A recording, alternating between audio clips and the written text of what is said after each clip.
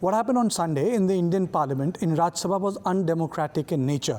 Farm bills were rushed in Rajya Sabha through voice vote. The division was not taken. Let me explain you the intricacy of division in a voice vote. Generally, voice vote are taken when you know that you have a majority in the House, if there's a ruckus in the House. So, the vote is taken through voice and the bill is passed.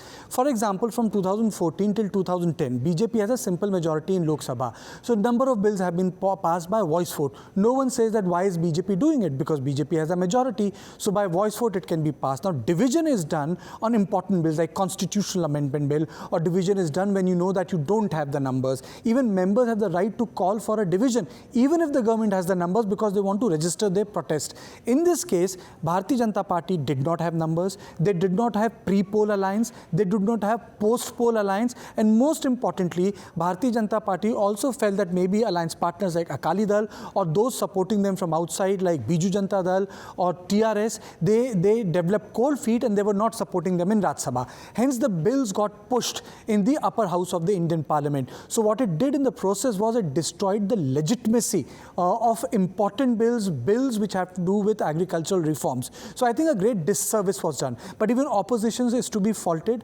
Opposition did not maintain the norms of social distancing. They tried to heckle the chair. They broke the mic. They tore the rule book. They misbehaved with the marshals. They made the video inside the floor of the House. I think most of these things were uncalled for. But let me just remind you, in a conversation I had with a late minister and leader of then Rajya Sabha, Arun Jaitley, he said, opposition must have its say. The government should have its way. Now, in a number of cases, I have seen that opposition has tried to heckle and tried to stall the proceedings, but they are not unparliamentary. They are parliamentary. The job of the opposition is to use these tactics to incorporate their views. And I think two things become very clear. One, government did not exercise the route of the Standing Committee of Parliament, which they could. The government did not defer the bill for next 2 days. They did not call for Business Advisory Committee. They did not call for all-party committee meeting. They did not try to create a consensus, pass the bill, and as I said, destroyed the legitimacy. And previously we have seen that such consensus have been built. I remember Lokpal bill was passed in Lok Sabha. Then leader of opposition was Sushma Swaraj. There was a joint parliamentary committee. Members of both political parties and other leaders were there.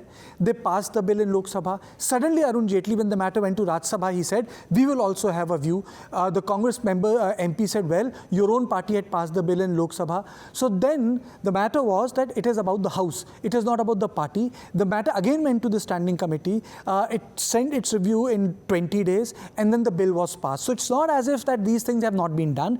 But what happened was wrong from both ends. Opposition by breaking the discipline, but most important of all, I would say, if opposition was completely indisciplined, then the government was undemocratic in rushing legislation which is reformative in nature. It destroys the legitimacy and it is in violation of the spirit of the House, which is consensus, and if the consensus does not happen, you go for a vote which is split and the members do have the right for division.